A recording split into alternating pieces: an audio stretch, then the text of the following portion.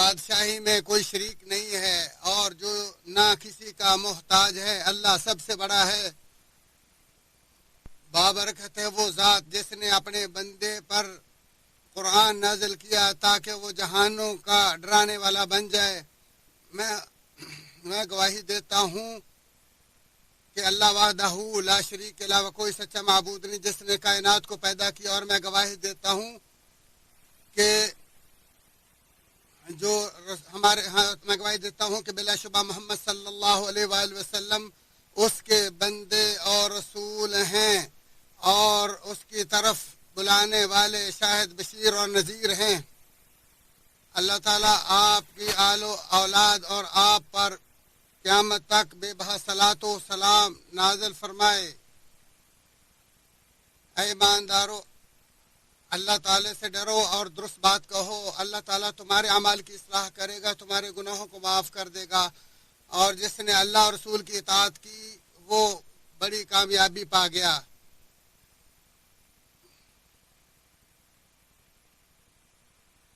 برادران اسلام، اللہ تعالیٰ نے بے شک مسلمانوں پر بہت بڑا احسان کیا اور ان میں سے ہی ایک رسول بھیجا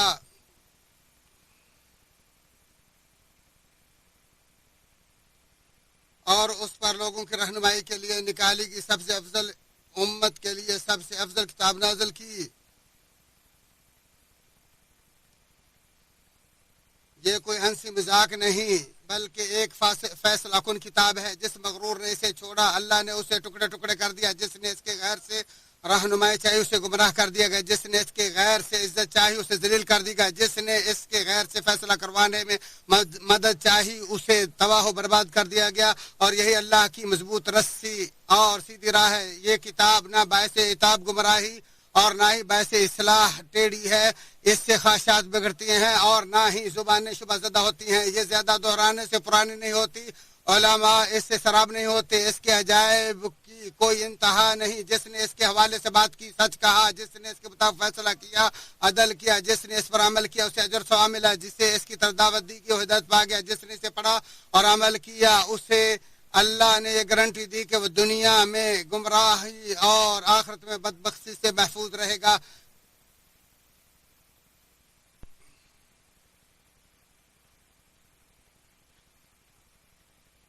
اور اللہ تبارک و تعالی نے فرمایا کہ جس نے میری ہدایت کی پیروی کی وہ ہدایت پا جائے گا۔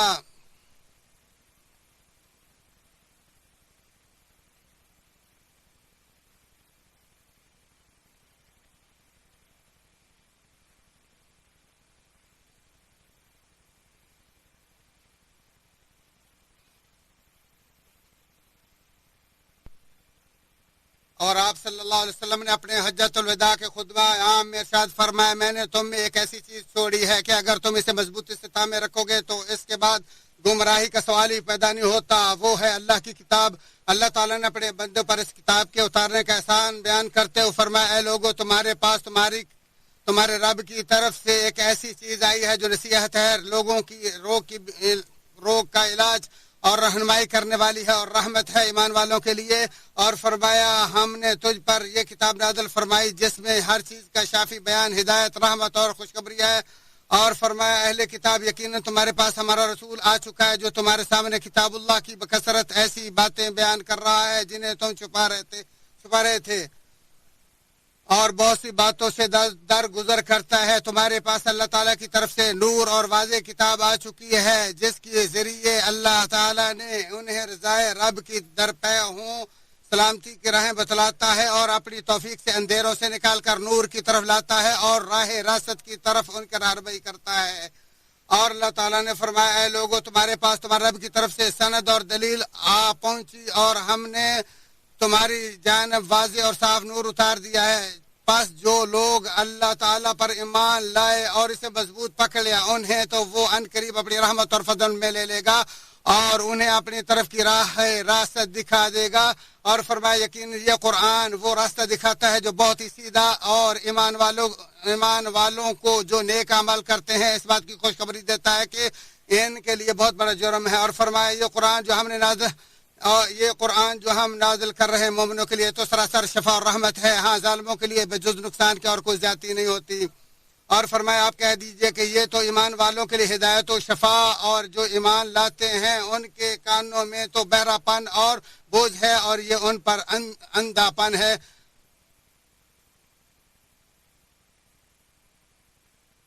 اور اس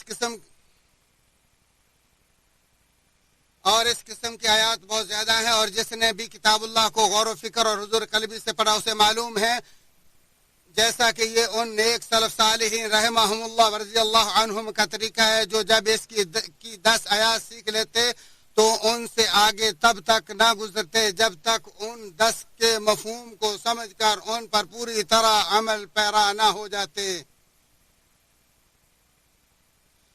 اللہ تعالیٰ میرے اور آپ کے لیے اس قرآن عظیم اور اس کی آیات کو نفع بخش بنائے. اسی پر اکتفا کرتے ہوئے میں اپنے اور تمہارے لیے اللہ سے بخشش طلب کرتا ہوں. تم بھی اس سے بخشش طلب کرو. بلا شبہ وہ بخشنے والا مہربان ہے.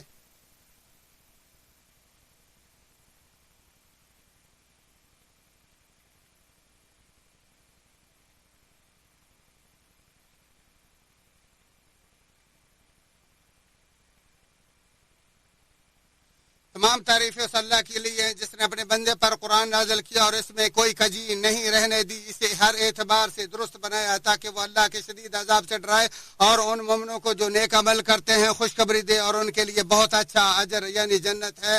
اور میں اسی کی حمد و شکر بجا لیتا ہوں اور میں گواہی دیتا ہوں کہ اس اللہ وحدہ لا شریک کے علاوہ کوئی سچا معبود نہیں جس نے اپنے بندے پر فرقان نازل کیا تاکہ وہ سارے جہان والوں کے لیے آخرت کے عذاب سے ڈرانے والا بن جائے. اور میں گواہی دیتا ہوں کہ محمد صلی اللہ علیہ وسلم کے ایسے بندے رسول ہیں جن کا اخلاق قرآن ہے. اللہ تعالیٰ نے انہیں ہدایت دینے والا خوشخبری دینے والا ڈرانے والا اپنے حکم سے اللہ کی طرف بنانے والا روشن چراغ بنا کر بھیجا ہے. آپ اور آپ کے ان صحابہ کرام پر اللہ کا بہت زیادہ صلاۃ و سلام اور رحمت نازل ہوں جو تب تک قرآن کی 10 آیتوں سے زیادہ نہیں پڑھتے تھے جب تک ان پر عمل نہ کر لیتے. حمد و ثنا کے بعد اللہ کے بندو اللہ سے ڈرو اور جان لو کہ بہترین بات اللہ کی کتاب اور سب سے شاندار محمد صلی اللہ علیہ وسلم کا طریقہ ہے. دین میں نئی نئی چیزیں ایجاد کرنا برے کام اور دین میں ہر نئی چیز بدعت اور ہر بدعت گمراہی. اللہ کے بندو یقیناً دنیا آخرت کی رفعت و بلندی قیادت سیادت عزت بزرگی اور پیشوائی تو دراصل کتاب اللہ کی حفاظت اور اس پر عمل کرنے والوں کے لیے ہی ہے جس کی دلیل کتاب اللہ اور سنت رسول اللہ ہے. جیسا کہ رسول اللہ صلی اللہ علیہ وسلم نے فرمایا یقیناً اللہ تعالیٰ اس کتاب کی بدولت بہت سی قوموں کو بلندی اور اس کی وجہ سے دوسری بہت سی قوموں کو ذلیل اور رسوا کرتا ہے. اور امام بخاری رحمہ اللہ سے عثمان رضی اللہ تعالیٰ عنہ بیان کرتے ہیں کہ تم میں سب سے بہتر وہ ہے جو قرآن سیکھے اور دوسروں کو سکھائے. اور آپ صلی اللہ علیہ وسلم نے فرمایا جو دو لوگ قرآن کو مہارت کے ساتھ قرآن پڑھنے والا باعزت فرشتوں کے ساتھ ہوگا اور جو اٹک اٹک کر مشقت سے قرآن کی تلاوت کرتا ہے اس کے لیے دوہرا اجر ہے. جس نے اللہ کی کتاب سے ایک حرف کی تلاوت کی اس کے لیے ایک نیکی اور ایک نیکی 10 گنا ہے. اور میں نہیں کہتا کہ الف لام میم ایک حرف ہے بلکہ الف ایک لام دو ایک اور میم ایک حرف ہے. اور آپ صلی اللہ علیہ وسلم نے فرمایا قیامت کے دن حافظ قرآن سے کہا جائے گا پڑھتے جاؤ اور چڑھتے جاؤ جیسا کہ تم دنیا میں پڑھا کرتے تھے. تمہارا مقام وہاں ہوگا جہاں تمہاری آخرت پوری ہوگی. تو اے مسلمان یہ کیا ہی عظیم فضل اور بڑی نیکی ہے. اللہ کی قسم صرف یہی حقیقی قابل رشک چیز ہے.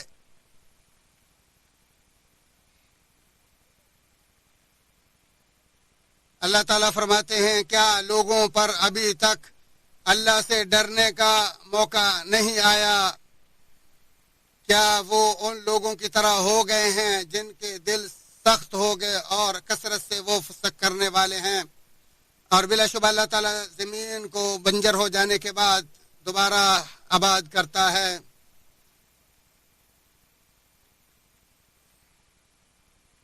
تم سب سے بہتر و برگزیدہ اور سب سے زیادہ توبہ کرنے والے نبی پر درود و سلام بھیجو جن پر اللہ نے اپنی سب سے افضل کتاب نازل فرمائی. جیسا کہ عزیز و غالب اللہ تمہیں درود و سلام بھیجنے کا حکم دیتے وہ فرماتا ہے بے شک اللہ اور اس کے فرشتے نبی مکرم صلی اللہ علیہ وسلم پر درود بھیجتے. ایمان والو تم بھی ان پر درود و سلام بھیجو. اے اللہ اپنے نبی صلی اللہ علیہ وآلہ وسلم پر اسی طرح رحمت برکت نازل فرما جس طرح تو نے ابراہیم اور ان کے آل اولاد پر نازل فرمائے. یا اللہ خلفائے راشدین اور ان کے ساتھ دیگر تمام صحابہ اور تابع تابعین سے خوش ہو جا، راضی ہو جا، اور ان کے ساتھ ساتھ ہم سے بھی راضی ہو جا اے اکرم الاکرمین. اے اللہ اسلام اور اہل اسلام کی عزت عطا فرما. اے اللہ اے اسلام اور اہل اسلام کی عزت عطا فرما. یا اللہ اہل اسلام اور اہل اسلام کی عزت عطا فرما. شرک اور اہل شرک کو تباہ کر، ذلیل کر. یا اللہ شرک اور مشرکین کو ذلیل کر. یا اللہ دین اور اپنے دشمنوں کو تباہ کر. یا اللہ اس ملک کو امن و سلامتی کا گہوارہ بنا، اور اس طرح تمام دیگر اسلامی ممالک کو امن و رخاء کا، خوشحالی کا گہوارہ بنا.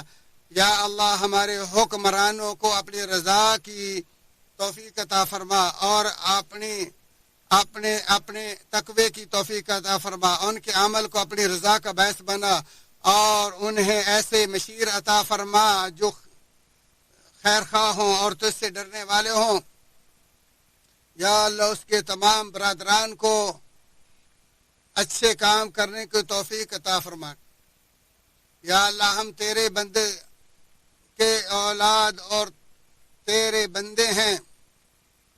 یا اللہ ہم تیرے ناموں کے واسطے سے، خواہ وہ تو نے قرآن میں نازل کیے یا اپنے نبی کے واسطے سے نازل کیے یا اپنے پاس غیب میں محفوظ رکھا، ان کے واسطے سے ہم دعا گو ہیں کہ ہمارے غموں پریشانیوں کو دور فرما. یا اللہ قرآن جو ہمیں بھول چکا ہے وہ ہمیں یاد دلا، ہمیں اس کی تلاوت صبح و شام کرنے کی توفیق عطا فرما اور اسی طریقے پر جو تو نے نازل کیا ہے. یا اللہ ہمیں قرآن کے حفاظ جو تیرے خاص بندے ہوں ان کے ساتھ جمع فرما جنت نعیم میں. اللہ ہمارے گناہوں کو، زیادتیوں کو معاف فرما، ہمارے قدموں کو ثابت کر فرما اور ہماری مدد فرما ہمارے اعداء کے خلاف. اللہ ہمارے تمام گناہوں کو معاف فرما، چھوٹے بڑے، پہلے پرانے، ظاہری اور باطنی.